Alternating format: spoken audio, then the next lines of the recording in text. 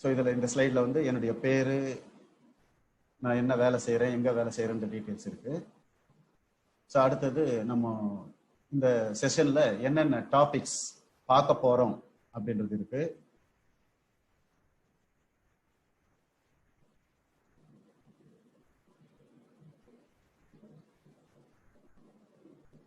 So நம்ம பார்க்க போகிற லெசன் என்னமோ வந்து ஒர்க், பவர், எனர்ஜி தான். ஆனால் இந்த மூணுத்தை பற்றியும் நம்ம தெரிஞ்சுக்கணும்னா முக்கியமாக நம்ம இந்த ஃபோர்ஸை பற்றி நம்ம கட்டாயமாக தெரிஞ்சுக்கணும். ஏற்கனவே நான் உங்களுக்கு போன லெசன்லேயே நடத்தியிருக்கிறேன். இருந்தாலும் லைட்டாக இந்த கிளாஸ்லேயும் நம்ம என்ன பண்ணலாம், ரெஃப்ரெஷ் பண்ணலாம். What is force? ஃபோர்ஸ் அப்படின்னா என்ன? Every body preserves in its state of rest or of uniform motion unless it is compelled by an external source to change its state of condition. That external source which changes the state of condition is called force. அதாவது எந்த ஒரு பொருளுமே தன்னுடைய ஓய்வு நிலையில் இருந்தோ அல்லது இயக்க நிலையில் இருந்தோ தன் நிலையை மாத்திக்கணும்னா வெளியில் இருந்து ஏதாவது ஒன்று செயல்படணும். செயல்பட்டால் ஒழிய அந்த பொருள் வந்து அதே நிலையில தான் தொடர்ந்து நீடிக்கும். ஓய்வு நிலையில் இருந்தா ஓய்வு நிலையில அல்லது இயக்க நிலையில் இருந்தா இயக்க நிலையில தொடர்ந்து நீடிக்கும். ஸோ எது வந்து அதனுடைய நிலையை மாத்துதோ அதை தான் நம்ம என்னன்னு சொல்றோம், ஃபோர்ஸ்ன்னு சொல்றோம். விசை, தமிழ்ல வந்து விசைன்னு சொல்றோம். எது ஒரு பொருளின் நிலையை மாற்றுகிறதோ அதற்கு விசை என்று பெயர். ஸோ அப்போ சொன்னா நாம எந்த பொருள் மேல நம்ம அந்த விசையை செயல்படுத்துறோமோ அந்த பொருளினுடைய நிறை, அந்த நிறைய நாம செயல்படுத்துற விசையின் காரணமா எவ்வளவு முடுக்கம் அடையுது. அதாவது ஒரு பொருளினுடைய நிறை மேல நம்ம விசையை செயல்படுத்துறதுனால அந்த பொருள் எவ்வளவு முடுக்கம் அடையுது, ஆக்சிலரேட் ஆகுது. ஸோ இந்த நிறையையும் முடுக்கத்தையும் பெருக்கி வர்ற தொகையை தான் நம்ம என்ன சொல்றோம், ஃபோர்ஸ்ன்னு சொல்றோம். ஸோ இங்கிலீஷில் மறுபடியும் அதை டெஃபினேஷன் சொல்கிறோம் பாருங்க. Every body preserves in its state of rest or of uniform motion. எந்த ஒரு பொருளுமே தன்னுடைய அசையா நிலையிலோ அல்லது இயக்க நிலையிலோ தொடர்ந்து நீடிக்கும். Unless it is compelled by an external source. வெளி விசை ஏதும் தாக்காத வரை அப்பொருள் அதே நிலையிலேயே தொடர்ந்து நீடிக்கும். அந்த வெளியிலிருந்து செயல்படக்கூடிய அதை தான் நம்ம என்னன்னு சொல்றோம், விசைன்னு சொல்றோம். ஸோ இங்க இந்த விசையை நம்ம கண்டுபிடிக்கிறதுக்கு நமக்கு அந்த எந்த பொருள் மேல நம்ம அந்த விசையை செயல்படுத்துறோமோ அந்த பொருளினுடைய நிறை, அதனால நம்ம விசை செயல்படுத்துறதுனால அந்த பொருள்ல ஏற்படுற முடுக்கம் தான் வந்து ஃபோர்ஸ் கண்டுபிடிக்கிறதுக்கு உதவுது. therefore force is equal to mass into acceleration. அடுத்தது எல்லாத்துக்குமே அலகு, எது எடுத்தாலும் நமக்கு யூனிட்ஸ் முக்கியம். ஒவ்வொன்றுத்துக்கும் ஒவ்வொரு விதமான அலகு. ஸோ நீளம் அளக்கணும்னா மீட்டர்ல அளக்கிறோம், சென்டிமீட்டர்ல அளக்கிறோம், மில்லி மீட்டர்ல அளக்கிறோம். எடையை அளக்கணும்னா கிலோகிராம்ல அளக்கிறோம், கிராம்ல அளக்கிறோம். ஸோ அந்த மாதிரி இந்த ஃபோர்ஸ் அளக்கிறதுக்கு என்ன யூனிட் அப்படின்னு சொன்னா இந்த ஃபார்முலாவில இருந்தே அரைவ் பண்ணணும். ஸோ இப்போதான் வந்து நமக்கு மனசுல நிற்கும். இதுக்குன்னு ஞாபகம் வச்சுக்கணுன்ற அவசியம் கூட கிடையாது. இந்த ஃபார்முலாவில இருந்தே நம்ம என்ன பண்ணலாம், டிரைவ் பண்ணலாம். ஸோ ஃபோர்ஸுக்கு என்ன ஃபார்முலா சொல்லியிருக்கு பாருங்க. Force is equal to mass into acceleration. அதாவது F is equal to M into A. So M to A, எம்ன்றது மாஸ். மாஸ் வந்து எதுல அளக்கிறோம், கிலோகிராம்ல அளக்கிறோம். அதே மாதிரி முடுக்கத்தினுடைய யூனிட் என்ன, metre per second square. So இந்த கிலோகிராமையும் மீட்டர் பர் செகண்ட் ஸ்கொயரையும் பெருக்கனா கிடைக்கிற தொகைக்கு பேரு தான் நியூட்டன். ஸோ அப்போ ஃபோர்ஸினுடைய யூனிட் என்னன்னு கேட்டாங்கன்னா கண்ணை தூக்கத்தில் இருக்கும் போது எழுப்பி கேட்டாலும் டக்குன்னு சொல்லணும் நியூட்டன். இன்னும் நிறைய இருக்கு. நம்ம மெயினான எஸ்ஐ யூனிட்ஸ் என்ன அப்படின்னு சொன்னா நியூட்டன் தான். அதே மாதிரி இப்ப நம்ம மீட்டர்னு சொல்றோம் பெரிய அளவு, அதுக்கு சின்ன அளவு என்னன்னு கேட்டா மில்லி மீட்டர்னு சொல்றோம். நடுவுல சென்டிமீட்டர் ஒன்று இருக்கு. ஸோ மில்லி மீட்டரும் நீளத்தை அளக்கிறது தான், மீட்டரும் வந்து நீளத்தை அளக்கிறது தான். அதே மாதிரி இந்த ஃபோர்ஸை மெஷர் பண்றதுக்கு நியூட்டன் அப்படின்ற ஒரு யூனிட்டால அளக்கிறோம். அதுவே குறைந்த அளவு விசையா இருந்துச்சுன்னா அதுக்கு வந்து டைன்ஸ்ன்னு சொல்லலாம். ஸோ அப்போ இந்த டைனுக்கும் நியூட்டனுக்கும் இடையே உள்ள தொடர்பு என்னடான்னு சொன்னா ஒரு Newton is equal to 10 to the power 5 dynes. ஒரு Newton is equal to 10 to the power 5 dynes. ஓகேயா? ஸோ அடுத்தது நெக்ஸ்ட்.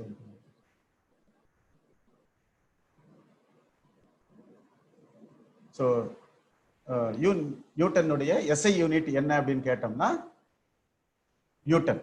ஃபோர்ஸினுடைய எஸ்ஐ யூனிட் வந்து நியூட்டன்.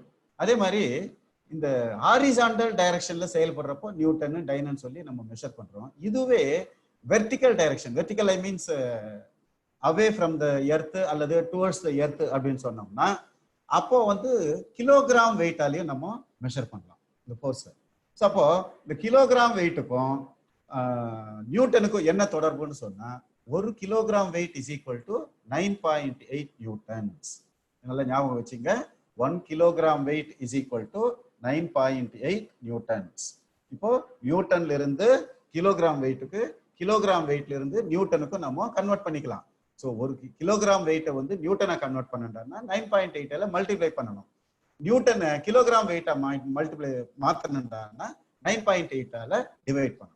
ஓகேயா? ஸோ ஃபோர்ஸ் சொல்ற பாருங்க, எது செயல்பட்டு ஒரு பொருளின் நிலையை மாற்றுகிறதோ அதற்கு விசை என்று பெயர். அந்த வெளியிலிருந்து செயல்படும் எக்ஸ்டர்னல் சோர்ஸ் சொல்றோம் பாத்தீங்களா, that external source is called force. So ஃபோர்ஸுக்கு ஃபார்முலா என்னடான்னு சொன்னா மாஸ் இன்டு ஆக்சிலரேஷன். மாஸ்ன்றது நாம எந்த பொருள் மேல செயல்படுத்துறோமோ அந்த பொருளினுடைய நிறை, ஆக்சிலரேஷன் முடுக்கம். ஸோ மாஸை வந்து கிலோகிராம்ல மெஷர் பண்றோம், ஆக்சிலரேஷனை வந்து மீட்டர் பர் செகண்ட் ஸ்கொயர்ல மெஷர் பண்றோம். ஸோ இந்த கிலோகிராம் வெயிட்டையும் மீட்டர் பர் செகண்ட் ஸ்கொயரையும் மல்டிப்ளை பண்ணா கிடைக்கிறது தான் நியூட்டன். அப்போ நியூட்டன் அப்படின்னா என்னடான்னு சொன்னா 1 கிலோகிராம் நிறையுள்ள ஒரு பொருளின் மீது செயல்பட்டு அப்பொருளானது 1 மீட்டர் பர் செகண்ட் ஸ்கொயர் முடுக்கத்தை ஏற்படுத்தினால் செயல்பட்ட விசையினுடைய அளவு 1 நியூட்டன். நல்லா ஞாபகம் வச்சுங்க, இதெல்லாம் முக்கியமான விஷயம். இது எக்ஸாம் பாயிண்ட் ஆஃப் வியூ மட்டும் இல்ல, இன் ஜென்ரலாவே இதெல்லாமே நம்ம ஒரு இன்ஜினியரா இதெல்லாமே நாம வந்து தெரிஞ்சு வச்சிருக்கணும். ஸோ நியூட்டன்ன்றதை மறுபடியும் சொல்றேன் பாருங்க, 1 கிலோகிராம் நிறையுள்ள ஒரு பொருளின் மீது செயல்பட்டு அப்பொருளானது 1 மீட்டர் பர் செகண்ட் ஸ்கொயர் முடுக்கத்தை ஏற்படுத்தக்கூடிய விசையினுடைய அளவு 1 நியூட்டன். ஸோ எஸ்ஐ யூனிட்ல ஃபோர்ஸ்னுடைய யூனிட் வந்து நியூட்டன். அதே மாதிரி ஒரு நியூட்டன்ன்றது வந்து 10⁵ டைம்ஸ். ஓகேயா? ஸோ ஃபோர்ஸ் என்னன்னு தெரிஞ்சுதுங்களா? ஸோ அடுத்தது நெக்ஸ்ட் போகலாம். ஸோ நெக்ஸ்ட் வந்து நம்ம என்ன சொன்னேன், ஒர்க். இப்போதான் நம்ம சப்ஜெக்டுக்குள்ளே நுழையிறோம். ஒர்க் பாருங்க, இந்த ஸ்லைட்ல உங்களுக்கு அந்த குழந்தை என்ன பண்ணுது, புஷ் பண்ணுது. அவங்க அப்பாவை ஒரு வீலர் 4 வீலர்ல உட்கார வச்சுக்கிட்டு புஷ் பண்ணுது. புஷ் பண்ணுதுன்னா ஷீ இஸ் அப்ளைங் ஃபோர்ஸ், விசையை செயல்படுத்துது. அதனால என்ன நடக்கும், ஸோ அந்த வண்டியானது நகரும். புரியுதா? ஸோ அப்போ அந்த பாப்பா வந்து அந்த விசையின் மூலமா வேலையை செய்யுது. ஸோ அப்போ விசை, அதாவது ஒர்க் அப்படின்னா என்னடான்னு சொன்னா work is said to be done by a force. Work is said to be done by a force when its point of application is same direction, its own direction. அதே direction இருக்கும். Work is said to be done by force. வேலை என்பது என்னது, ஒரு பொருளின் மீது விசை செயல்பட்டால் பொருளானது விசையின் திசையில் நகரும். எந்த பொருள் மேல, ஃபார் எக்ஸாம்பிள் இது ஒரு கார் இருக்கு, இந்த காரை வந்து நம்ம தெரியுது என்ன, ஹலோ ரேகா, இது தெரியுதுதா?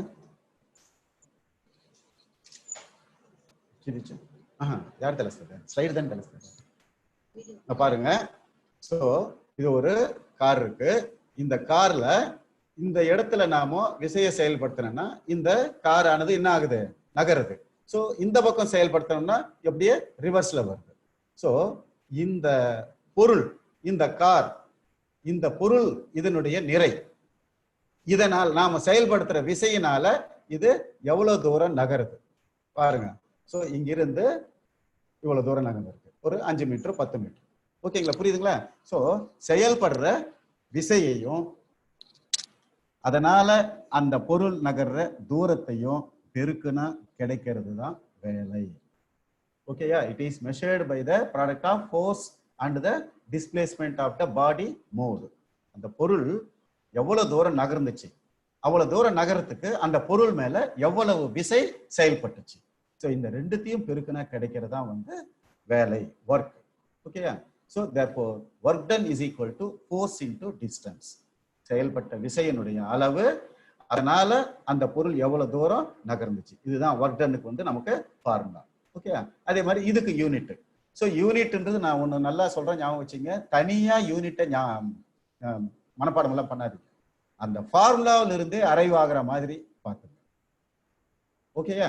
ஸோ இப்போ இதனுடைய ஃபார்முலா என்ன சொன்னேன்? Work done is equal to F into S. எஃப்ன்றது ஃபோர்ஸ், எஸ்ன்றது டிஸ்டன்ஸ். ஸோ இந்த எஃப்ஐயும் எஸ்ஐயும் பெருக்குனா கிடைக்கிறதா வந்து ஒர்க் டன். ஸோ ஃபோர்ஸ்னுடைய அலகு என்ன? நியூட்டன். இப்போதான் பார்த்தேன் இல்லையா? So Newton.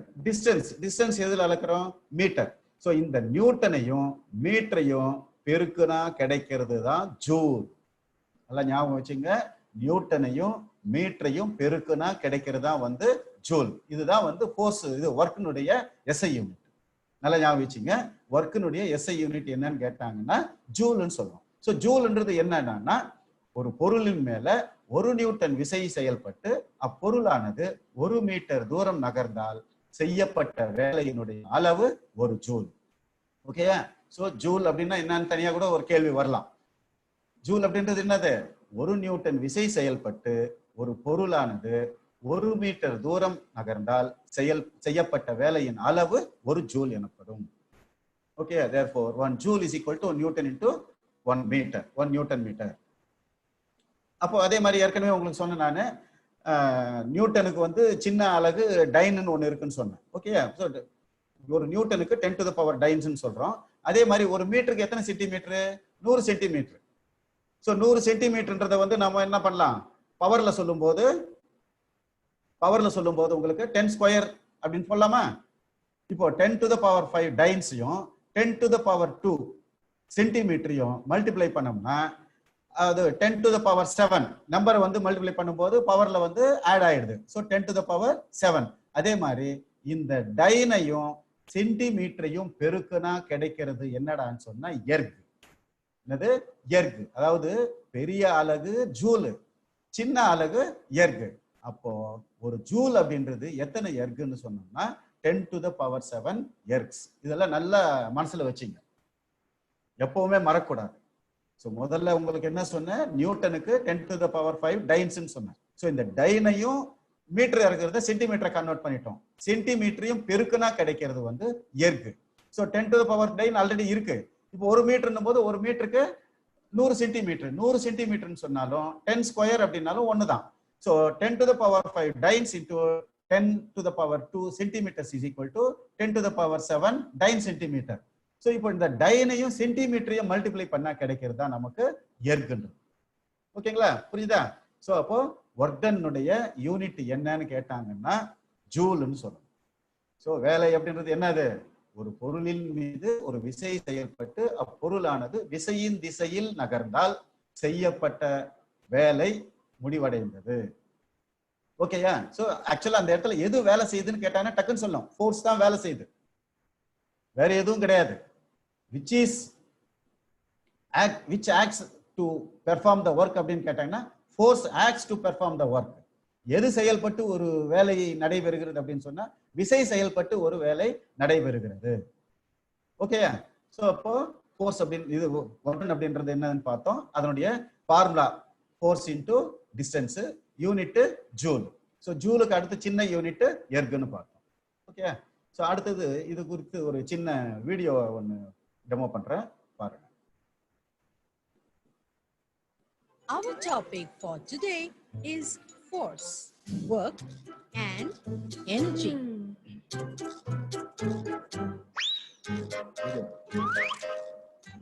Force is the push or pull applied on an object.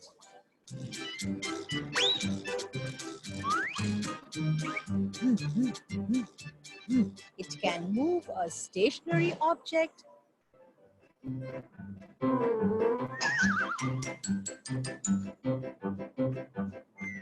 or stop a moving object.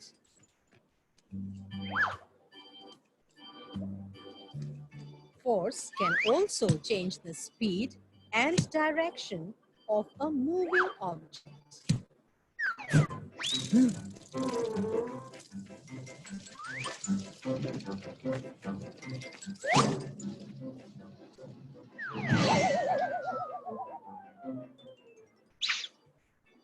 If enough force is applied, it can also change the shape or size of an object.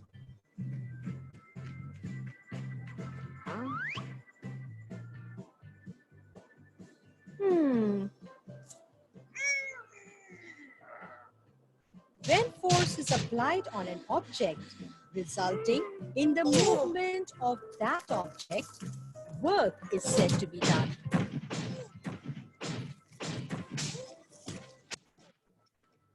Work can be calculated using the formula work done is equal to force into distance.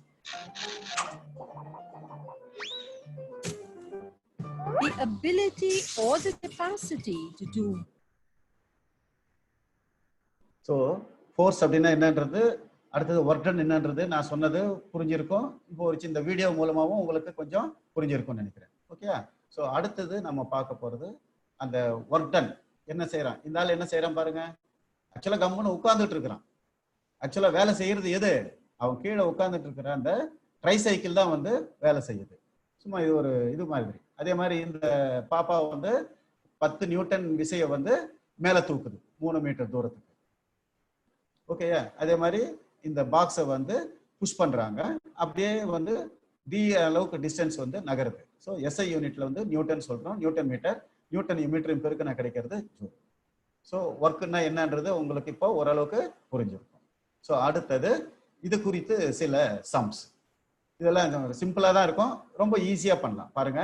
What is the work done if a force of 250 newtons acted upon a body and the body has been moved through a distance of 15 metres. அதாவது ஒரு பொருளின் மீது 250 Newton விசை செயல்படுத்தும் போது அந்த பொருளானது 15 metre தூரம் வந்து நகருது. புரியுதுங்களா? அதாவது செயல்படுற விசையினுடைய அளவு வந்து 250 நியூட்டனு. அந்த 250 நியூட்டன் விசையை செயல்படுறதுனால அந்த பொருள் எவ்வளவு தூரம் நகருதுன்னா 15 மீட்டர் தூரம் நகருது. 4 ஆப்ஷன் கொடுத்துருக்காங்க. இப்போ நம்ம சம்மை எப்படி சால்வ் பண்றோன்றத பார்ப்போம்.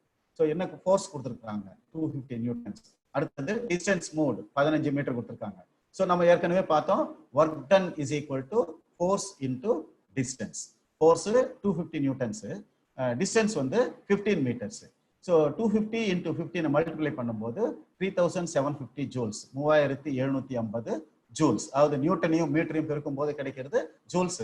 250யும் 15யும் இந்த ரெண்டு நம்பரையும் பெருக்கி கிடைக்கிறது 3750. ஸோ மேலே கொடுத்துருக்கிற இந்த 4 ஆப்ஷன்ல கரெக்டான ஆப்ஷன் வந்து டி. ஸோ நீங்க கம்ப்யூட்டர்ல எக்ஸாம்ல பண்ணும்போது கரெக்டா இந்த டி ஆப்ஷன் மேலே போயிட்டு கிளிக் பண்ணீங்கன்னா அது கரெக்ட் ஆன்சரா இருக்கும். ஓகேயா? ஸோ அடுத்தது இதே மாதிரி இன்னொரு சம் பாருங்க. What is the work done in joules if a load of 15.5 kilogram weight is lifted through a height of 4.4 meters? அதாவது 15.5 கிலோகிராம் எடையை வந்து 4.4 மீட்டர் உயரத்துக்கு உயர்த்தும் போது எவ்வளவு வேலையை செஞ்ச, இதுதான் கேள்வி. ஸோ நமக்கு என்ன கொடுத்துருக்காங்க, லோடு ஃபோர்ஸ் எல்லாம் ஒண்ணுதான். தள்ளினா ஃபோர்ஸ்ன்னு சொல்றோம். இதுவே நம்ம தலையில தூக்கி வச்சுன்னு வச்சுங்க, ஸோ வெயிட் அதுவும் வந்து அழுத்துது இல்லையா, அதுவும் வந்து ஒரு விதமான விசை தான். ஸோ கிலோகிராம்ல கொடுத்துருக்காங்க. அடுத்தது ஒரு ஏற்கனவே நான் உங்களுக்கு சொல்லியிருக்கேன், 1 கிலோகிராம் வெயிட்ன்றது 9.8 நியூட்டன்ஸுக்கு சமம். ஏன்னா கொடுக்கப்பட்டுள்ள கேள்வியில வந்து கிலோகிராம்ல ஃபோர்ஸை கொடுத்திருந்தாலும் அவங்க என்ன கண்டுபிடிக்க சொல்லியிருக்கிறாங்க, ஒர்க் டன்னை வந்து ஜூல்ல கண்டுபிடிக்க சொல்லியிருக்கிறாங்க. ஸோ ஜூல்ல கண்டுபிடிக்கணும்னா நமக்கு கொடுக்கப்பட்ட விசை வந்து நியூட்டன்ல இருக்கணும்.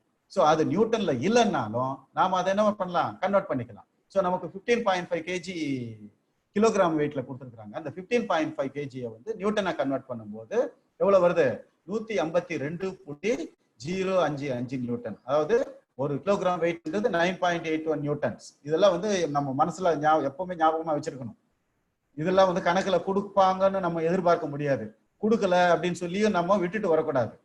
ஸோ 1 கிலோகிராம் வெயிட் அப்படின்றது 9.8 நியூட்டன்ஸுக்கு சமம். ஸோ அதே மாதிரி அந்த 15.5 கிலோகிராம் வெயிட்டை நியூட்டனை கன்வெர்ட் பண்ணும்போது 152.055 நியூட்டன்ஸா கன்வெர்ட் ஆகுது.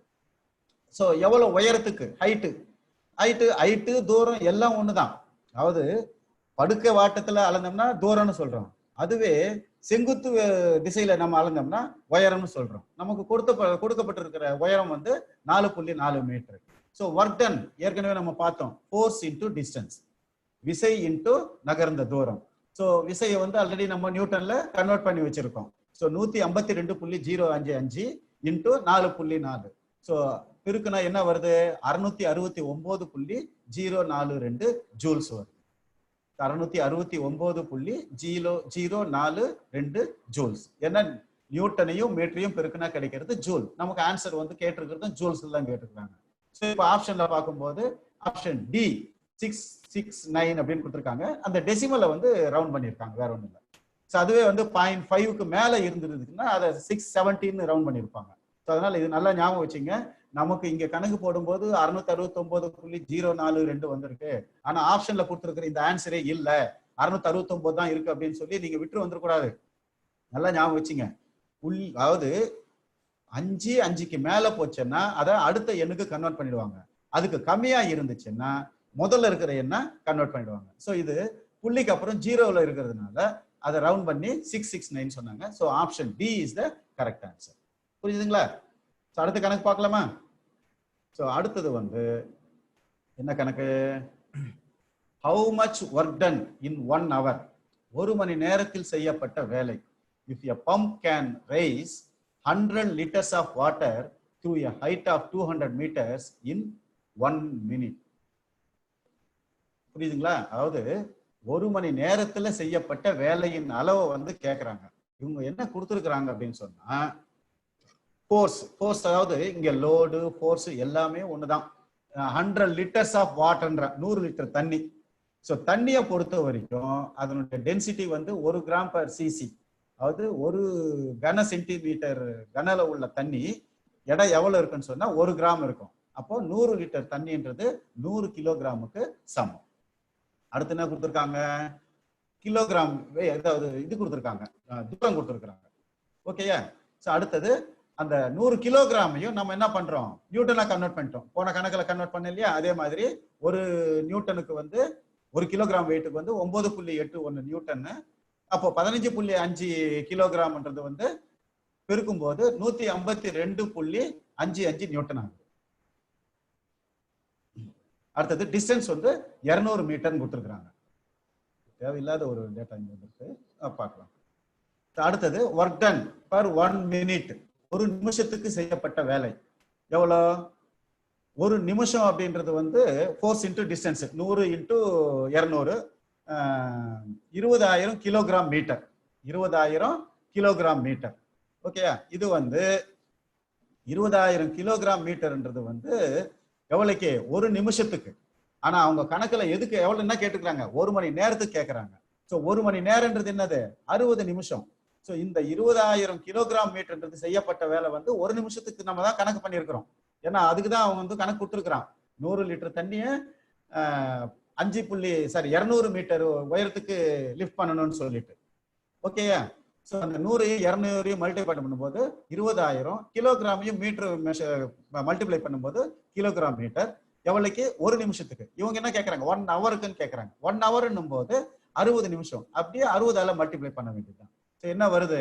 12. அதாவது ஆன்சர் வந்து நீ கால்குலேட்டர்ல கால்குலேட் பண்ணும்போது உனக்கு இந்த மாதிரி 12 1 2 3 4 5 0 12 லட்சம் கிலோகிராம் மீட்டர்னு வருது. இத 12 இன்டூ 10⁵ கிலோகிராம் மீட்டர்னு கூட நம்ம என்ன பண்ணலாம்? எழுதலாம். ஒண்ணும் கிடையாது. 12 அதுக்கப்புறம் எத்தனை 0 இருக்கு? 1 2 3 4 5 0 இருக்கு. இன்டூ 10⁵ வேற ஒண்ணும் கிடையாது.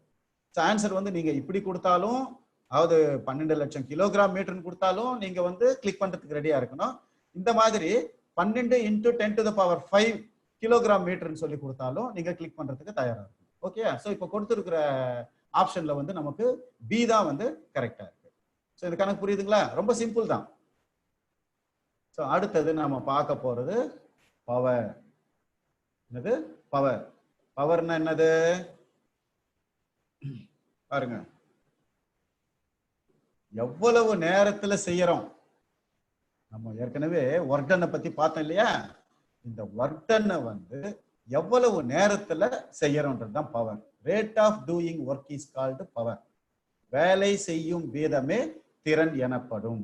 வேலை செய்யும் வீதமே திறன் எனப்படும். இது புரியலன்னா பாருங்க. அடுத்தது work done per unit time. ஒரு குறிப்பிட்ட நேரத்தில் செய்யப்படும் வேலை. ஒரு குறிப்பிட்ட நேரத்தில் செய்யப்படும் வேலை. இதுவும் புரியலன்னு வச்சுங்க, simple. Work done per second, ஒரு வினாடி நேரத்தில் செய்யப்படும் வேலை. அதாவது ஒரு வேலையை எவ்வளவு நேரத்துல செய்யறோன்றது தான் வந்து பவர், திறன் அப்படின்றது. புரிஞ்சுக்குங்க. வேலைக்கு ஏற்கனவே நம்ம பார்த்துட்டோம். விசை செயல்பட்டுச்சுன்னா பொருள் நகரும், அந்த ரெண்டுத்தையும் பெருக்குனா என்ன வருது, அதுதான் வந்து செய்யப்பட்ட வேலைக்கு சமம்னு சொல்றோம். அப்போ பவர், திறன் அப்படின்றது என்னடான்னு சொன்னா ரேட் ஆஃப் டூயிங் ஒர்க், வேலை செய்யும் வீதமே திறன் எனப்படும்.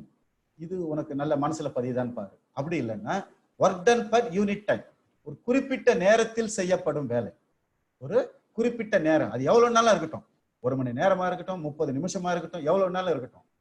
ஓகேயா? அதால அப்படியே நம்ம செகண்ட்ஸால டிவைட் பண்ணோம்னா நமக்கு ஆன்சர் வந்துட போகுது. அதனாலதான் கடைசியில சிம்பிளா கொடுத்துருக்கேன், ஒர்க் டன் பர் யூனிட், அதாவது ஒர்க் டன் பர் செகண்ட், ஒரு வினாடி நேரத்தில் செய்யப்பட்ட வேலையே திறன் எனப்படும்.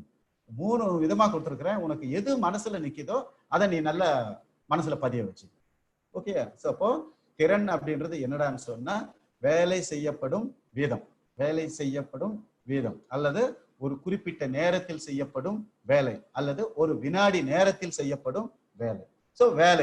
சோ வேலைக்கும் பவருக்கும் கட்டாயமா தொடர்பு இருக்குது. சோ அப்போ பவர் அப்படின்றது என்னடான்னா work done per time taken, work done by time taken, எவ்வளவு வேலை செஞ்ச, அதை எவ்வளவு நேரத்துல செஞ்ச. சோ வேலைக்கு ஏற்கனவே நம்ம ஃபார்முலா பார்த்துட்டோம், F into D, force into distance, by டைமுக்கு வந்து T. இதுதான் வந்து உங்களுக்கு ஃபார்முலா. ஓகேயா? சோ அதே மாதிரி ஒர்க் டனுக்கு வந்து யூனிட் என்னன்னு பார்த்தோம், ஜூல்னு பார்த்தோம். டைமுக்கு வந்து செகண்ட்ஸ். சோ ஜூல செகண்டால வகுத்தோம்னா கிடைக்கிறது தான் வாட். இதுதான் பவர்னுடைய யூனிட். இதுதான் வந்து பவர்னுடைய யூனிட். ரெகுலரா நம்ம அளக்கிற, இப்போ வீட்டுல எல்லாம் பாத்தீங்கன்னா டியூப் லைட் இருக்கு, குண்டு பல்ப் எல்லாம் இருக்கு பாத்தீங்களா? சோ என்னன்னு சொல்ற டியூப் லைட், என்னடா பல்ப் அப்படின்னு சொன்னா 40 வாட்ஸ் டியூப் லைட். ஸோ அங்கே குண்டு பல்ப் எரியுது, அது என்னடான்னு சொன்னா சார் அது 100 வாட்ஸ் பல்பு. ஸோ எல்லாத்துக்கும் ஒரு பவர் இருக்கு. இப்போ ஃபேன் ஓடுது, நார்மலா சீலிங் ஃபேன் எல்லாம் பாத்தீங்கன்னா 60 வாட்ஸ். அது மாதிரி ஒவ்வொன்றுத்துக்கும், ரெஃப்ரிஜிரேட்டரு, ஹீட்டரு, கீசர், எல்லாத்துக்குமே வந்து ஒரு பவர் இருக்கு. ஸோ அந்த பவர் எப்படி கால்குலேட் பண்றாங்கன்னா அது ஒரு வினாடி நேரத்துல எவ்வளவு வேலை செய்யுதோ அதை வச்சுதான் திறனை வந்து கண்டுபிடிக்கிறாங்க. ஓகேயா? ஸோ இப்போ வாட்ன்றது வந்து அந்த பவர்னுடைய யூனிட். ஸோ ஃபார்முலாவை பொறுத்த வரைக்கும் F into D by T, general formula. பவருக்கு என்ன ஃபார்முலான்னு கேட்டாங்கன்னா F into D by T. Fன்றது ஃபோர்ஸ், Dன்றது distance moved by time taken, how much time taken. So ஃபோர்ஸையும் டிஸ்டன்ஸையும் மல்டிப்ளை பண்ணா கிடைக்கிறதா வந்து ஒர்க் டன். அதனால தான் work done by time taken சொல்லலாம். ஸோ ஒர்க் டனுக்கு என்ன யூனிட், ஜூல்னு பார்த்தோம். டைமுக்கு நேரத்தை எப்படி அளக்குறோம், குறைஞ்ச அளவுல செகண்ட்ஸ்ல அளக்குறோம். ஸோ இப்போ உனக்கு ஹவர்ல கொடுத்துட்டாங்க சார், என்ன பண்றதுன்னு கேட்டீங்கன்னா அப்படியே அவரை செகண்ட்ஸை கன்வெர்ட் பண்ணிட்டு, ஸோ ஒரு ஹவருக்கு 60 நிமிஷம், 60 ஒரு நிமிஷத்துக்கு 60 செகண்ட். So 60 × 60 3600 second. ஸோ 1 மணி நேரம் அப்படின்னு சொல்லி கேட்டாங்கன்னா 3600 செகண்டால டிவைட் பண்ணிட்டு எவ்வளவு work done, force distance multiply பண்ணிட்டு ஒரு ஹவருக்கு அப்படின்னு கேட்டாங்கன்னா 3600 அப்படியே மல்டிப்ளை பண்ணிட்டு. ஸோ அது ஒன்றும் பெரிய விஷயமே இல்லை. ஸோ அப்படியே நமக்கு யூனிட் கிடைக்க வேண்டியது செகண்ட்ல இருக்கணும் கால்குலேட் பண்ணும்போது. ஓகேயா? ஸோ ஃபார்முலா வந்து F into D by T, அதே மாதிரி யூனிட் வந்து வாட்னு சொல்றோம். ஸோ இது வந்து பாத்தீங்கன்னா இந்த ஆட்டோமொபைல் செக்டர்ல இருக்கிறவங்களுக்கு தெரியும், கிராங்க் ஷாஃப்ட் அது எவ்வளவு பவர் வந்து லிஃப்ட் பண்ணுது, இந்த பிஸ்டன் சிலிண்டர் எல்லாம் ஒர்க் பண்ண வைக்குது அப்படின்றதுக்காக ஒரு. ஸோ இந்த படம் பாருங்க. ஸோ பவர்னு சொல்றோம், நம்ம கரண்ட்னு சொல்றோம். ஸோ இந்த பவர் வந்து எப்படி ஜென்ரேட் ஆகுதுன்றத சும்மா இது ஒரு இதுக்காக உங்களுக்கு சிம்பிளா காமிக்கணுங்கிறதுக்காக காமிக்கிறேன்.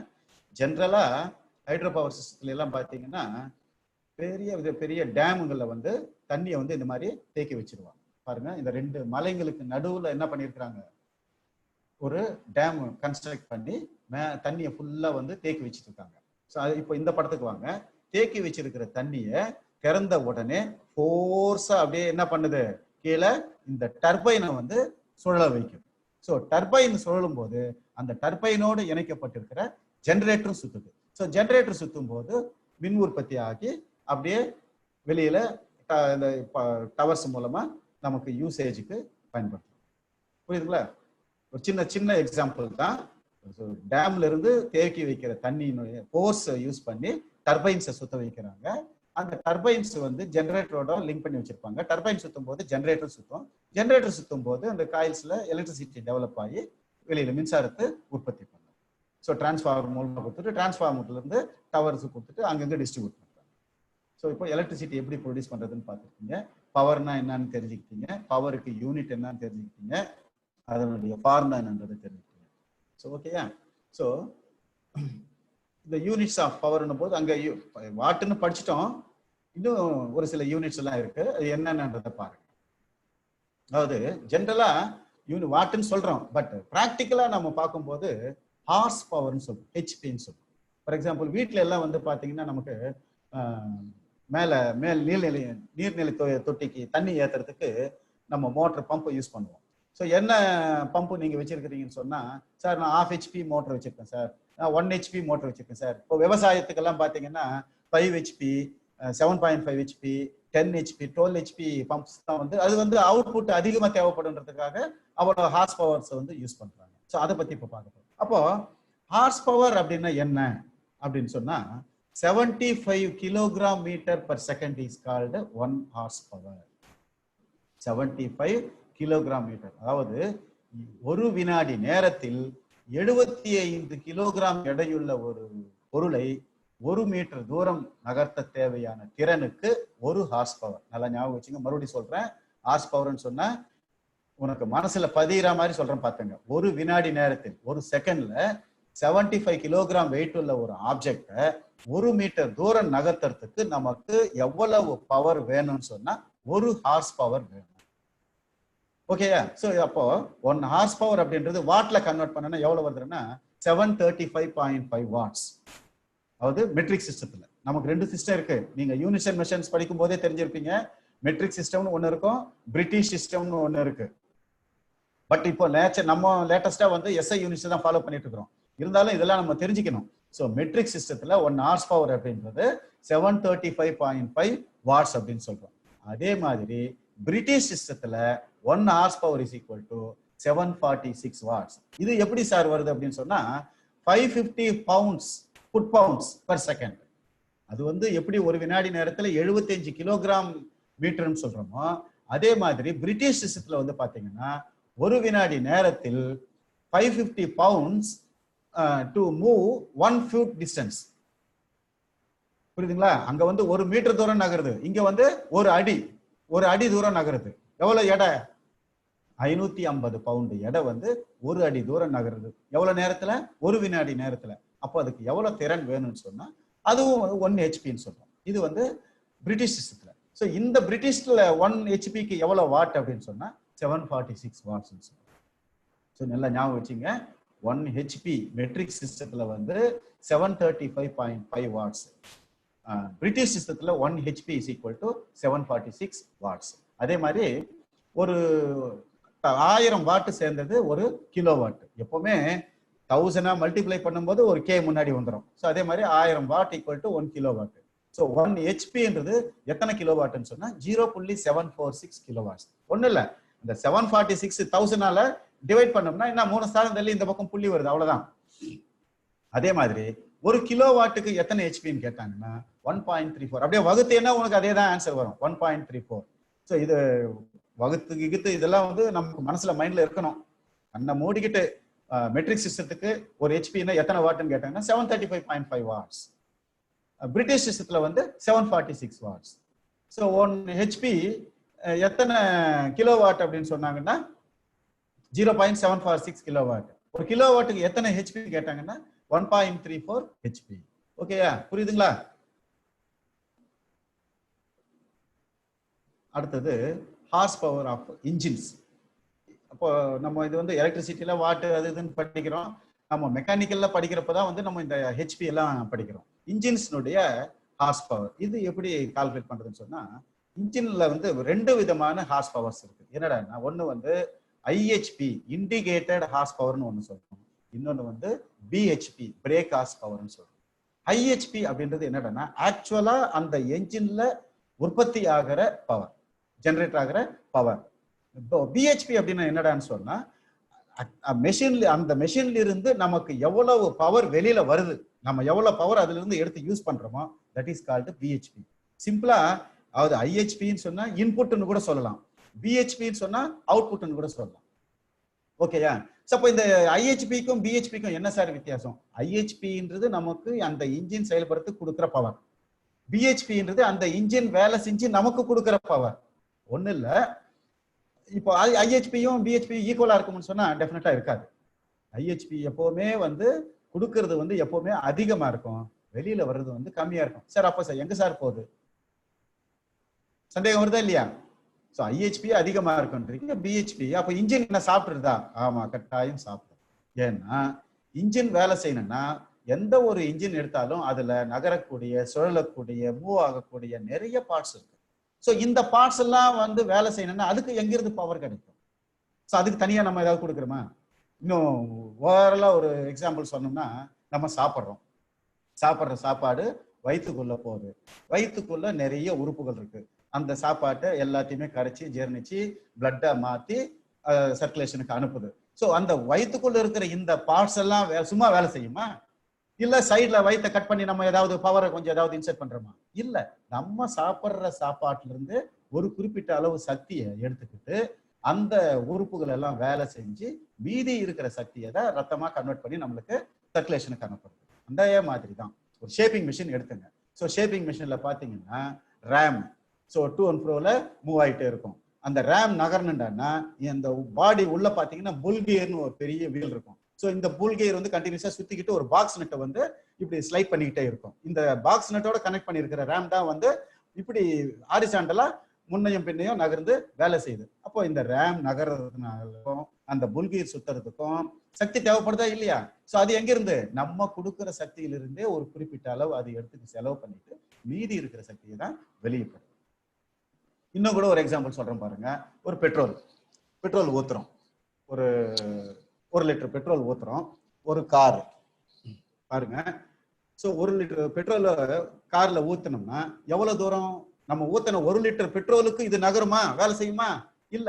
ஸோ அந்த கார்லயும் நகரும் பாகங்கள், சுழலும் பாகங்கள் நிறைய இருக்கு, புரியுதுங்களா? கிராங்க் ஷாஃப்ட், பிஸ்டன், சிலிண்டரு நிறைய இருக்கு. ஸோ அதெல்லாம் வந்து வேலை செய்யணும்னா நம்ம ஊத்துற பெட்ரோலோ அல்லது டீசல் இருந்தோ பவர் வந்து உனக்கு இது கன்வெர்ட் ஆகி இந்த கார் வந்து வேலை செய்யும்.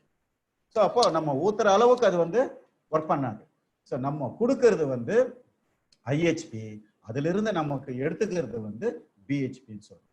ஸோ அப்போ இது வேஸ்ட் ஆகுறத வந்து என்னன்னு சொல்றோம்னா ஃப்ரிக்ஷனல் லாஸ்ன்னு சொல்றோம். நல்லா ஞாபகம் வச்சுங்க, ஃப்ரிக்ஷனல் லாஸ், அதாவது உராய்வினால் செலவிடப்படும் பவர், உராய்வினால் செலவிடப்படும் இழப்பு. ஓகே. ஸோ அப்போ ஐஹெச்பி அப்படின்னு சொல்றது என்னடான்னா பிஹெச்பி பிளஸ் ஃப்ரிக்ஷனல் லாஸ். நல்லா ஞாபகம் வச்சு. ஸோ பிஹெச்பி அப்படின்றது என்ன கேட்டீங்கன்னா IHP minus frictional loss. Okay.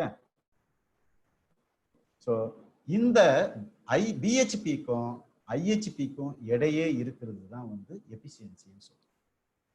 Efficiency, பயனுறு திறன். ஸோ பயனுறு திறன் அப்படின்றது என்ன அப்படின்னு கேட்டாங்கன்னா பிஹெச்பிக்கும் ஐஹெச்பிக்கும் இடையே இருக்கிற அந்த விகிதத்தை தான் எஃபிஷியன்சின்னு சொல்றோம். இதுக்கு தனியா யூனிட் கிடையாது, ஏன்னா ரெண்டுமே பிஹெச்பின்றதுனால யூனிட் கேன்சல் ஆயிட்டோம்.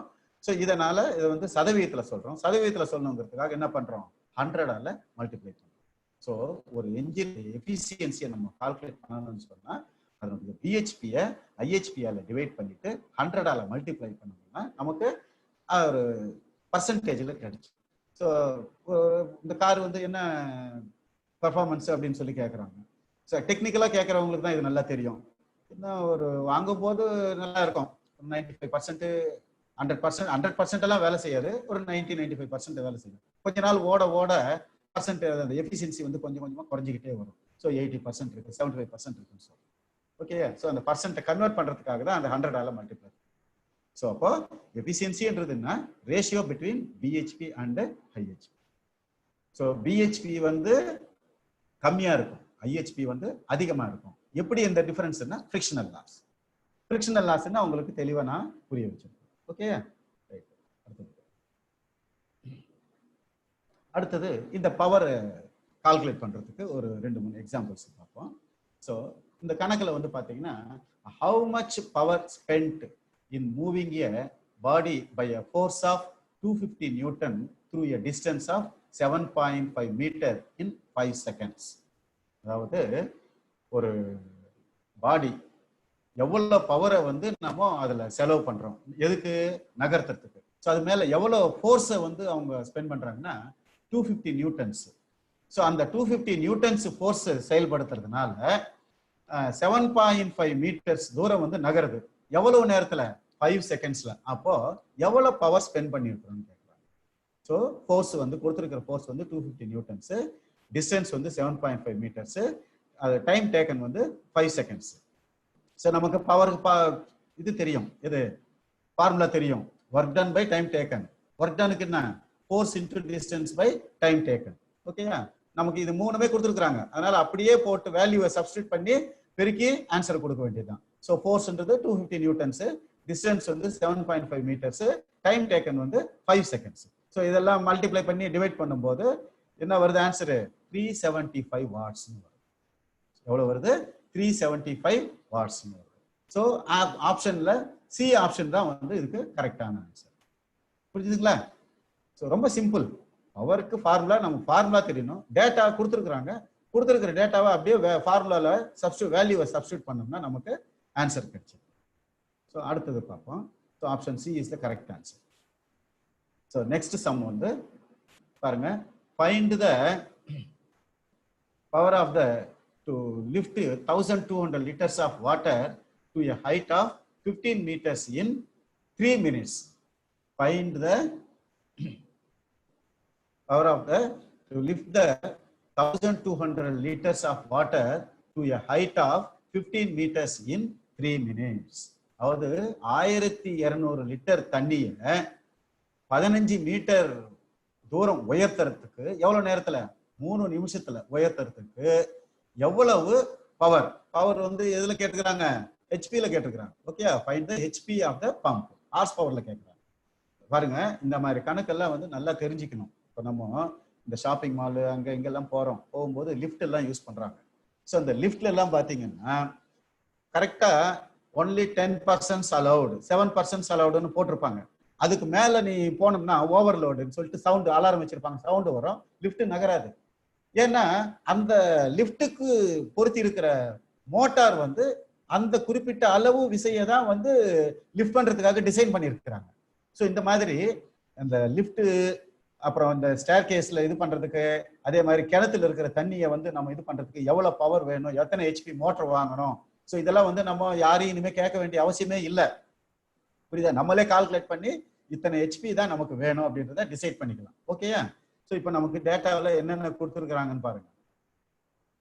ஸோ ஃபோர்ஸ் 1200 லிட்டர்ஸ்ன்னு கொடுத்துருக்காங்க. ஸோ தண்ணியை பொறுத்த வரைக்கும் 1 லிட்டர் தண்ணின்றது 1 கிலோக்கு சமம். ஏன்னா தண்ணியினுடைய டென்சிட்டி வந்து 1. ஓகே, அடுத்தது டிஸ்டன்ஸ் வந்து 15 மீட்டர் தூரம் உயர்த்தணுன்றாங்க. எவ்வளவு நேரத்துல? 3 நிமிஷத்துல. ஸோ 3 நிமிஷம்ன்றது 1 நிமிஷத்துக்கு 60 செகண்ட்னா 3 நிமிஷத்துக்கு 180 செகண்ட். நான் முதல்ல கன்வெர்ட் பண்ணிட்டேன். ஓகே, ஸோ இப்போ நமக்கு பவருக்கு ஃபார்முலா என்னது? Work done by time taken, force into distance by time. So force எவ்வளோ? 1200 இன்டூ டிஸ்டன்ஸ் எவ்வளோ? 15 டிவைடட் பை டைம் எவ்வளோ? 180. ஸோ நமக்கு யூனிட் வந்து மீட்டர் கிலோகிராம்ல இருக்குது. Okay, so 1200 into 15 by 180 multiply பண்ண ஒரு ஆன்சர் நமக்கு வந்துடும். இதை வந்து இவங்க எதுல கேட்டுக்கிறாங்கன்னா ஹெச்பியில கேட்டுக்கிறாங்க, ஹார்ஸ் பவர்ல கேட்டுக்கிறாங்க. ஏற்கனவே நான் உங்களுக்கு சொல்லியிருக்கிறேன். So 75 metre kilogram per second வேலையை செய்யக்கூடிய திறனுக்கு ஒரு குதிரை திறன் என்று பெயர்னு உனக்கு முதல்ல பார்த்துட்டோம். நம்ம இது மாதிரி பின்னாடி கணக்குகள் எல்லாம் வரும், அதனாலதான் இதெல்லாம் எப்பவுமே மனசுல ஞாபகம் வச்சுட்டு இருக்கணும். ஸோ அங்க வந்து உனக்கு 75 metre kilogram per second is equal to 1 ஹெச்பின்னு உனக்கு ஹிண்ட் எல்லாம் தரமாட்டாங்க, நமக்கு தெரிஞ்சிருக்கணும். So 75 metre kilogram per second is 1 horse power. So அதே மாதிரி ஸோ இது இந்த 1200 இன்டூ 15 பை 180 மறுபடியும் 1/7, அதாவது 75 டிவைட் பண்ணணும். ஸோ அதுக்கு நான் தலைகீழ போட்டு என்ன பண்ணிருக்கேன்? 1/75 மல்டிப்ளை பண்றேன். ஸோ மல்டிப்ளை பண்ணும்போது உனக்கு என்ன வருது ஆன்சரு? 1.33 ஹெச்பி. எவ்வளவு வருது? 1.33 ஹெச்பி. ஓகே, ஸோ இப்போ கொடுத்துருக்கிற ஆப்ஷன்ல பாத்தீங்கன்னா எது கரெக்ட்? பி, ஆப்ஷன் பி தான் வந்து கரெக்ட் ஆன்சர். புரியுதுங்களா? ஸோ இனிமே நம்ம வீட்டுக்கோ அல்லது வயல்வெளியிலையோ நம்ம ஒரு போர்ல மோட்டர் போடுறதுக்கு இல்லை கிணத்துல மோட்டர் வைக்கணும்னு சொன்னா எவ்வளோ மோட்டர் வாங்கணும் அப்படின்னு சொல்லி நம்ம முன்னோர்களுக்கு அந்த அளவுக்கு கணக்கு போட தெரியாது. நம்ம வந்து இந்த மாதிரி எவ்வளவு தண்ணி வேணும், எவ்வளவு நேரத்துல வேணும், ஸோ அந்த கிணத்துல இருந்து எடுக்கணும்னா அந்த கிணத்தினுடைய ஆழம் எவ்வளோ, அதே மாதிரி அந்த ஆழத்தை மட்டும் கணக்குல வச்சுக்கூடாது, அது எவ்வளவு தூரம் போய் வெளியில வரணும். ஸோ அதையும் நம்ம வந்து டிஸ்டன்ஸ் டிராவல் பண்ற தூரம் தான்.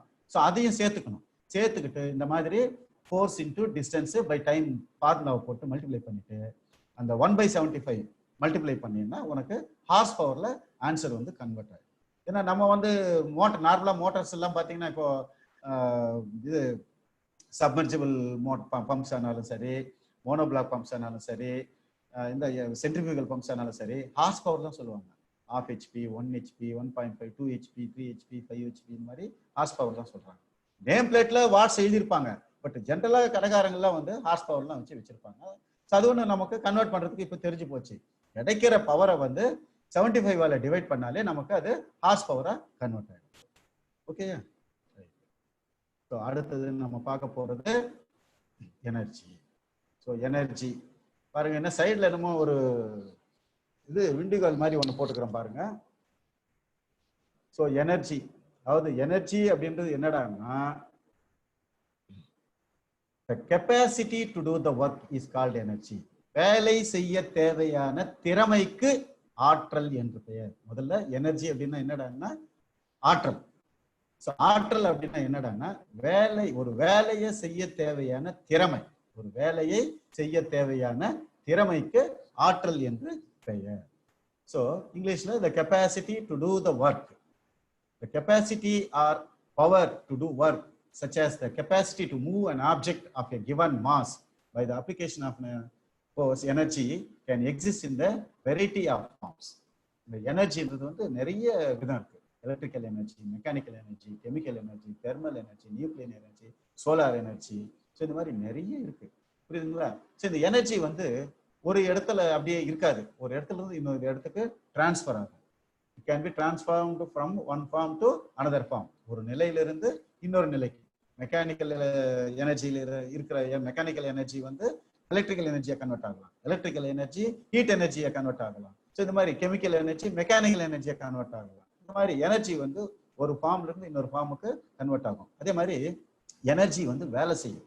ஏன்னா டெஃபினிஷன்லேயே பாருங்க, the capacity to do the work, வேலை செய்ய தேவையான திறமை. ஒரு வேலையை செய்யறதுக்கு இவனுக்கு எவ்வளவு, எல்லாரும் செய்வோம், பட் ஒரு குறிப்பிட்ட வேலைகளை ஒரு குறிப்பிட்டவங்க செய்யறது தான் வந்து நல்லா இருக்கும். ஏன்னா அவங்க வந்து அதுல எக்ஸ்பர்டைஸா இருப்பாங்க. ஸோ அதுக்கு அது அவனுடைய திறமை. ஓகேங்களா? ஸோ ஒரு சிலர் ஃபுட்பால் நல்லா ஆடுவாங்க, ஒரு சிலர் கிரிக்கெட் நல்லா ஆடுவாங்க. ஸோ கிரிக்கெட் ஆடுறவங்க ஃபுட்பால் அதே அளவுக்கு ஆடுவாங்கன்னு நம்ம எதிர்பார்க்க முடியாது. ஓகேங்களா? Capacity to do the work is called energy. Energy வந்து பல விதமான எனர்ஜிகள் இருக்கு. இதை மெஷர் பண்றது வந்து ஒர்க் டன்னை வச்சு தான் நம்ம மெஷர் பண்றோம். ஸோ ஏற்கனவே நம்ம ஒர்க் டன்னுக்கு யூனிட்ல பார்த்துட்டோம். என்ன யூனிட் ஒர்க் டன்னுக்கு? ஜூல். அதே ஜூல்லையே எனர்ஜியை மெஷர் பண்ணலாம். ஓகேயா? ஸோ மெக்கானிக்கல் எனர்ஜி, இதுல நிறைய எனர்ஜி இருந்தாலும் மெக்கானிக்கல் எனர்ஜியை பத்தி நம்ம இந்த பாடத்துல வந்து அதிகமா பாடிட்டு போறோம். So energy used to display a body or to change the position of the body or deform the body is called mechanical energy.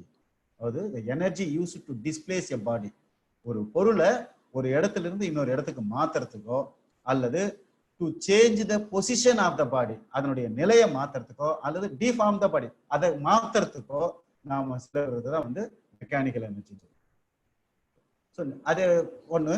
இன்னொன்னு, இந்த டைப்ஸ் ஆஃப் எனர்ஜில இங்க உனக்கு தனியா ஒரு இதுல போட்டு காமிச்சிருக்கேன். Mechanical energy, electrical energy, light energy, thermal energy, sound energy, solar energy, இன்னும் நிறைய இருக்கு. மேக்னெட்டிக் எனர்ஜி, கெமிக்கல் எனர்ஜி, எக்கச்சக்கமான எனர்ஜிஸ் இருக்கு. அதுல பர்டிகுலரா நம்ம இப்ப பார்க்க போறது மெக்கானிக்கல் எனர்ஜி. இந்த மெக்கானிக்கல் எனர்ஜி ரெண்டு விதமா சொல்லலாம். ஒன்னு வந்து பொட்டன்ஷியல் எனர்ஜி, இன்னொன்னு வந்து கினெடிக் எனர்ஜி. பாருங்க, இந்த எக்ஸாம்பிள்ஸை பார்த்தே நீங்க சொல்லலாம். ஒரு ஆணி அடிக்கிறதுக்காக ஒருத்தர் வந்து கையில சுத்திய வச்சு உயர்த்தி வச்சிருக்காரு. ஸோ உயரத்துல இருக்கும்போது அது ஒரு ஆற்றல், அடிக்கும் போது நகருது, அப்போ ஒரு ஆற்றல். இந்த ரெண்டும் சேர்றதுதான் வந்து மெக்கானிக்கல் எனர்ஜி. பாத்தீங்களா? அதே மாதிரி அடுத்தது, சைக்கிள்ல ஒருத்தர் ஒரு சின்ன மலை மேல ஏறுறாரு.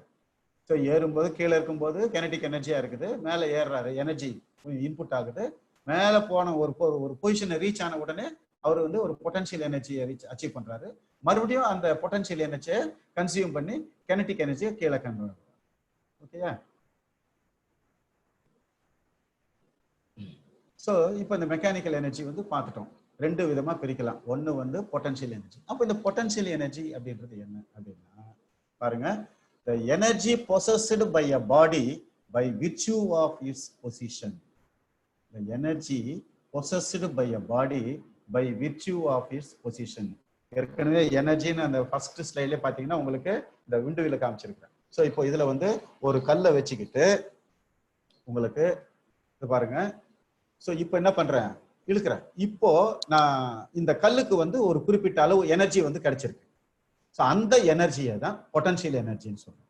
இப்போ நான் விட்டேன்னா என்ன ஆகுது, இந்த கல் வந்து பாயுது. So it will start moving, நகர ஆரம்பிக்கும். அப்போ அது செயல்படுற விஷயம் வந்து தான் வந்து கினெடிக் எனர்ஜின்னு சொல்றோம். ஓகேயா? ஸோ டெஃபினிஷனா சொல்லும்போது the energy possessed by a body by virtue of its position is called potential energy.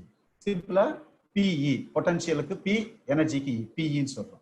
So எக்ஸாம்பிளா வந்து உங்களுக்கு ஒரு விண்டுவில காமிச்சேன். இப்போ நம்ம மேல்நிலை நீர்த்தேக்க தொட்டிலாம் இருக்கு பாத்தீங்களா? ஸோ அந்த தண்ணி ஒரு குறிப்பிட்ட எனர்ஜியோட இருக்கும். அது என்ன எனர்ஜின்னு சொன்னா பொட்டன்ஷியல் எனர்ஜி. அதே மாதிரி ஒரு ஸ்ப்ரிங் நல்லா அழுத்துறோம்.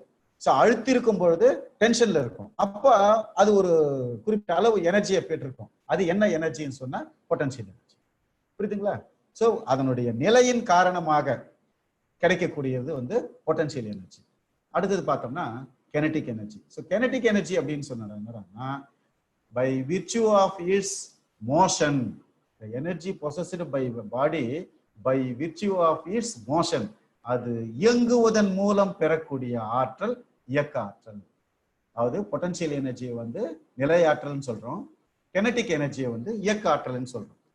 ஒரு பொருள் தான் இயங்குவதன் மூலம் பெறக்கூடிய ஆற்றல் இயக்க ஆற்றல். ஸோ அதுக்கு இப்ப நான் உண்டிவில்ல காமிச்சேன் பாத்தீங்களா? ஸோ இழுத்து விட்டேன்னா அந்த கல்லு பாயுது இல்லையா? அந்த பாயும் போது அந்த கல்லு அடையிற எனர்ஜி தான் வந்து இயக்க ஆற்றல். ஒரு துப்பாக்கி எடுத்துக்கிட்டு ஷூட் பண்றோம். ஷூட் பண்ணும்போது அந்த புல்லட் பாயுது இல்லையா? ஒரு குறிப்பிட்ட திசை வேகத்தோட புல்லட் பாயுது இல்லையா? ஸோ அப்போ அது வந்து இயங்குது. இயங்குறதுனால பெறக்கூடிய ஆற்றல் இயக்க ஆற்றல். அதே மாதிரி ஒவ்வொரு வீட்லயும் சரி, நம்ம ஐடியில கூட சரி, மேல டாப் ஃப்ளோர்ல ஓவர் ஹெட் டேங்க் கட்டியிருப்பாங்க. நம்ம கீழே கிரவுண்ட் ஃப்ளோர்ல டாய்லெட் போறோம், டேப்பை திறக்கிறோம், தண்ணி வருது. எப்படி வருது? ஸோ நம்ம என்ன மோட்டர் போட்டு தண்ணி பம்ப் பண்றோம்? கிடையாது. ஏற்கனவே நம்ம தண்ணி என்ன பண்ணியிருக்கிறோம், அந்த ஓவர் ஹெட் டேங்க்ல சேமிச்சு வச்சிருக்கோம். ஸோ சேமிச்சு வச்சிருக்கிறோம்னா தண்ணியை சேமிச்சு வச்சிருக்கோம். அதே நேரத்தில் அந்த தண்ணி வந்து ஒரு நிலையாற்றலை பெற்றிருக்கு. எப்போ நம்ம அந்த டேப்பை திறந்த உடனே அந்த நிலையாற்றலானது செலவழிஞ்சு இயக்க ஆற்றலா மாறி பாஞ்சு தண்ணி வெளியிடும். நல்லா புரிஞ்சிருக்குன்னு நினைக்கிறேன். ஸோ மெக்கானிக்கல் எனர்ஜியை ரெண்டு விதமா பிரிக்கலாம். ஒன்று வந்து பொட்டன்ஷியல் எனர்ஜி, இன்னொன்று வந்து கினெடிக் எனர்ஜி. பொட்டன்ஷியல் எனர்ஜி அப்படின்றது வந்து நிலையாற்றல், கினெடிக் எனர்ஜின்றது வந்து இயக்க ஆற்றல். ஸோ இதுக்கு ஃபார்முலா என்னடான்னு சொன்னா, பொட்டன்ஷியல் எனர்ஜிக்கு வந்து mgh, mன்றது மாஸ், g என்றது கிராவிட்டி, ஹெச்ன்றது வந்து ஹைட். ஓகேயா? So mgh. இதுல கிராவிட்டி வந்து பாத்தீங்கன்னா கொடுக்க மாட்டாங்க, நம்ம தான் ஞாபகம் வச்சுக்கணும். கிராவிடேஷனல் ஃபோர்ஸ் வந்து 9.81 மீட்டர்/செகண்ட் ஸ்கொயர். அடுத்தது கினெடிக் எனர்ஜின்றது வந்து ½ mv². ஸோ mன்றது மாஸ், vன்றது வெலாசிட்டி. அது பாயுது இல்லையா? ஸோ அந்த துப்பாக்கியிலிருந்து வெளியே பாஞ்சு வெளியே வர்ற அந்த குண்டு வந்து ஒரு குறிப்பிட்ட திசை வேகத்தோட நடக்கிறது இல்லையா? அந்த திசை வேகம். ஸோ அதை பெருக்க தொகைக்கு தான் வந்து கினெடிக் எனர்ஜின்னு சொல்றோம். அடுத்தது இதுல முக்கியமா நம்ம தெரிஞ்சுக்க வேண்டியது law of conservation of energy. Law of conservation of energy, ஆற்றல் அழிவின்மை விதி. ஆற்றல் அழிவின்மை விதி. ஆற்றலை ஆக்கவோ அழிக்கவோ முடியாது. ஒரு வகை ஆற்றல் மறையுமாயின் அது பிரிதொரு வகையில் சேதமின்றி வெளித்தோன்றும். நல்லா ஞாபகம் வச்சுங்க. ஆற்றலை ஆக்கவோ அழிக்கவோ முடியாது. ஒரு வகை ஆற்றல் மறையுமாயின் அது பிரிதொரு வகையில் சேதமின்றி வெளித்தோன்றும். The law of conservation of energy states that energy can neither be created nor be destroyed, although it may be transformed from one form to another. However, the total energy remains constant. அந்த மொத்த ஆற்றல் எப்பவுமே மாறாது. இங்க பாருங்க, nuclear energy பேட்டரியிலிருந்து chemical energy light எனர்ஜியா convert ஆகுது. ரைட்டா? இந்த மரத்துல மேல பொட்டன்ஷியல் எனர்ஜி பெற்றிருக்கிற அந்த பழம் வந்து கீழே விழும்போது கினெட்டிக் எனர்ஜியா கன்வெர்ட் ஆகுது. ஸோ இந்த ஆட்டோமொபைல் இன்ஜின்ல பெட்ரோலை ஊத்துறோம், கெமிக்கல் எனர்ஜி பெட்ரோலை ஊத்தும் போது அது மெக்கானிக்கல் எனர்ஜியா கன்வெர்ட் ஆகுது. ஸோ இந்த மாதிரி ஒவ்வொரு ஆற்றல் இன்னொரு ஆற்றலா மாறும். ஆனா ஆற்றல் எப்பவுமே ஆக்கவும் முடியாது, அழிக்கவும் முடியாது. அதே மாதிரி வேஸ்டும் ஆக. ஓகே, ஸோ இந்த ஆற்றலுக்கு ஒரு சின்ன வீடியோ பாருங்க.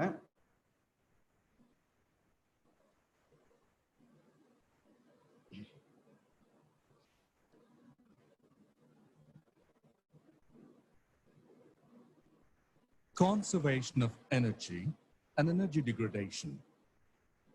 Law of conservation of energy. In our earlier session, we have learnt about different forms of energy.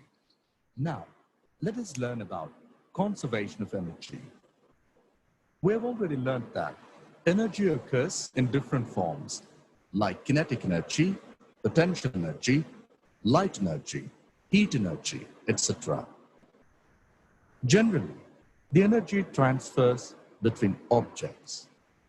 For example, if you hit a ball on the ground, energy has transferred from you to the ball and the ball started moving. The car engine burns the fuel in the car.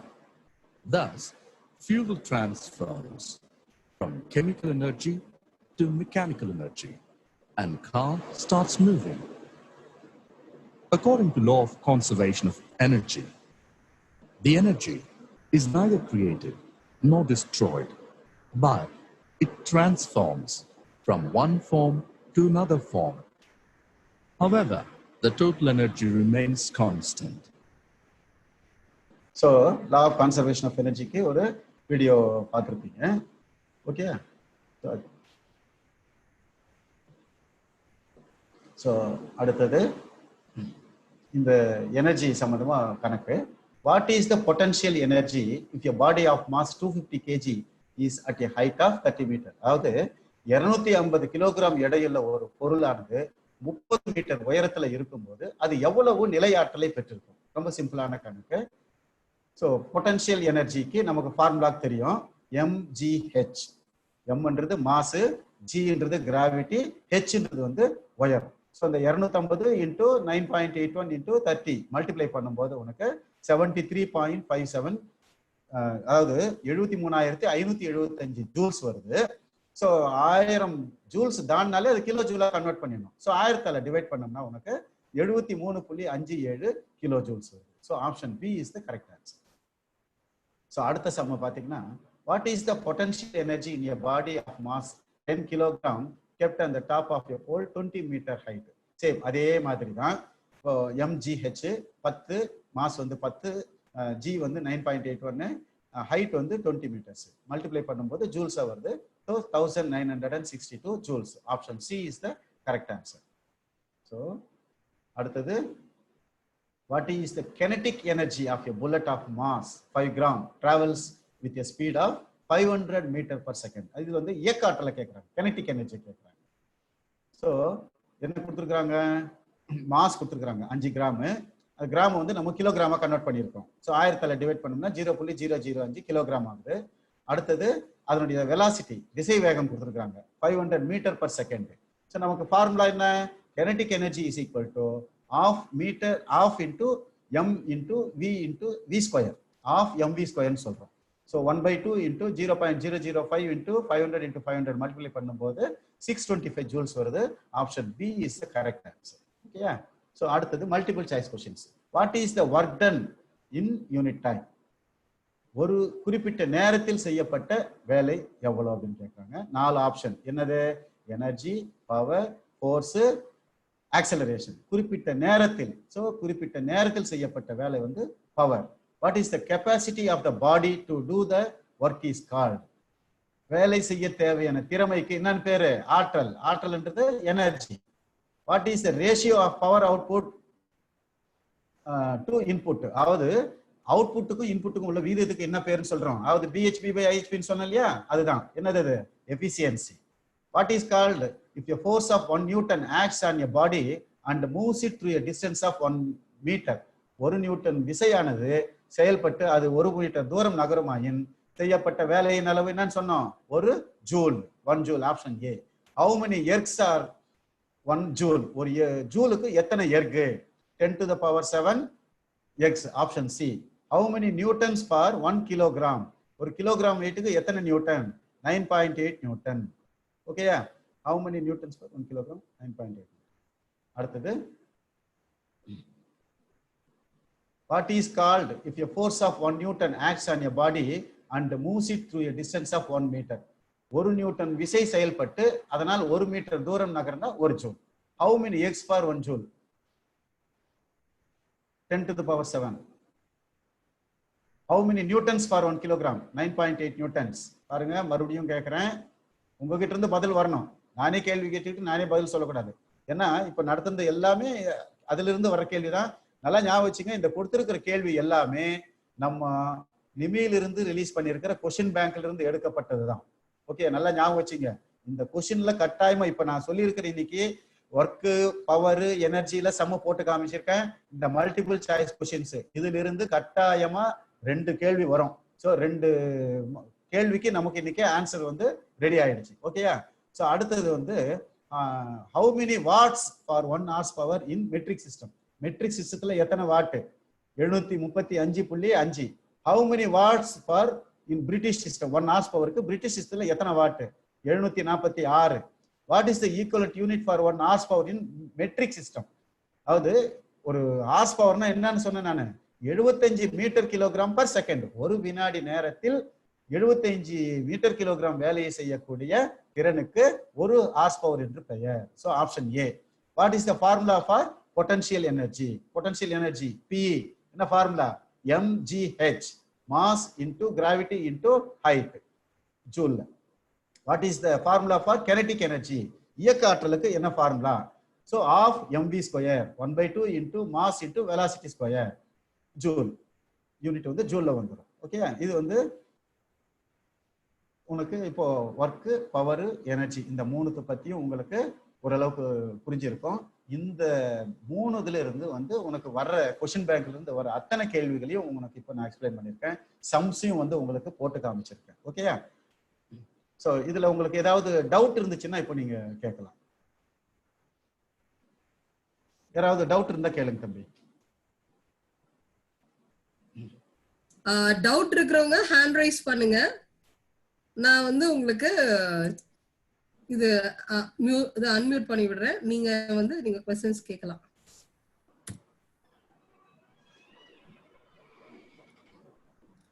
தம்பி யாருக்கும் doubt இல்லையா? புரிஞ்சுதா? ஒரு நிமிஷம் sir.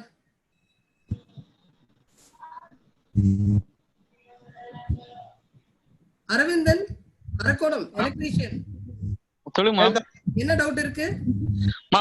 வந்து electrician power generator பத்தி சொன்னார்ல, அது பத்தி கொஞ்சம் தெளிவா டவுட் மேம். சார் சொல்லுங்க. ஆக்சுவலா வந்து இந்த லெசனுக்கு சம்பந்தம் இல்ல, எலக்ட்ரிக்கல் பவர் ஜெனரேஷன் சொன்னேன். பவர் ஜெனரேஷன் வந்து டேம்ல வந்து தண்ணியை வந்து சேமித்து வைக்கிறாங்க. டேம்ல சேமிச்சு வச்சிருக்கிற தண்ணியை வால்வு மூலமா ஓபன் பண்ணும்